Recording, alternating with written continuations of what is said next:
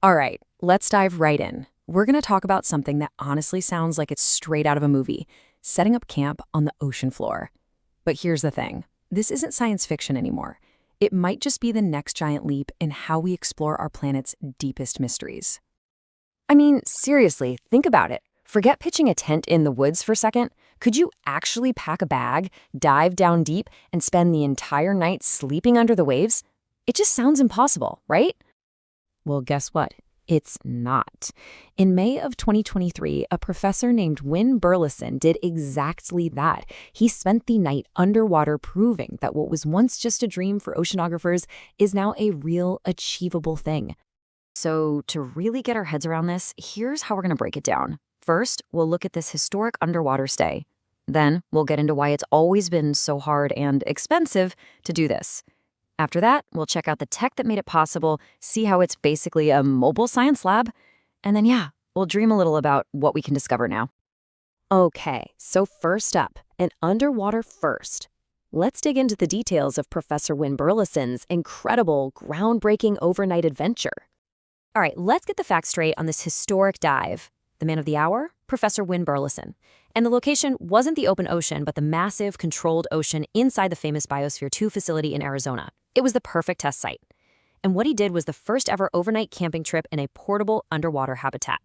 But, he wasn't alone in this. The whole team rocked up a total of 26 person-hours underwater to pull it off. But to really appreciate how huge this is, we've got to understand the problem they were trying to solve. And that's the insane challenge and cost of just spending time deep underwater.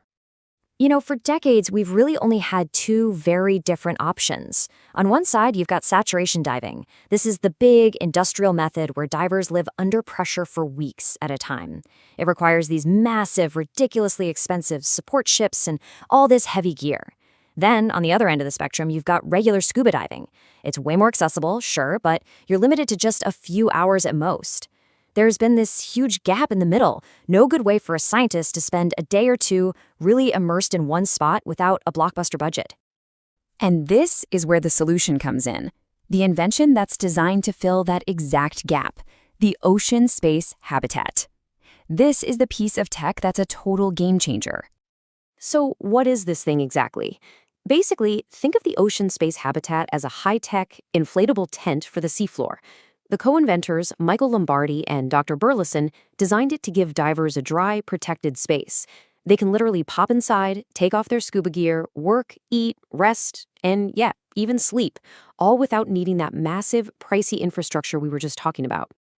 I love this analogy from co-inventor Michael Lombardi.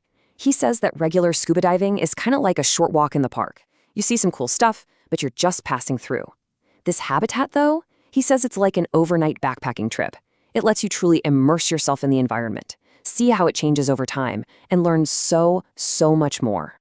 So you can see this is way more than just a novelty. Let's talk about its real-world impact, because this thing is basically a mobile science lab. And here's the absolute kicker: the cost. Professor Burleson said this technology is orders of magnitude cheaper than the old-school methods. We are not talking about a small discount here. This is a fundamental change that makes long-term underwater science accessible in a way it has never, ever been before. The advantages are just huge. I mean, it's not only about the money you save. Because it's lightweight and portable, a science team can take it to different spots on a single trip. It also means less environmental damage from big boats and constant dive teams. But the most important thing, it lets scientists do complex work right there, on site, on the seafloor, extending their time from just a few hours to maybe even a few days. And hey, they've already proved it can work as a lab. During that same mission in Biosphere 2, the team collected samples of marine organisms that had been living isolated for 30 years. And then they processed those super delicate samples right there inside the habitat. That's a perfect proof of concept that it can be a real working science station. So what does this all add up to for the future? Well, we might be looking at a brand new key for unlocking some of the ocean's greatest secrets. Now, you might be thinking, why not just send a robot down there? And that is a crucial question.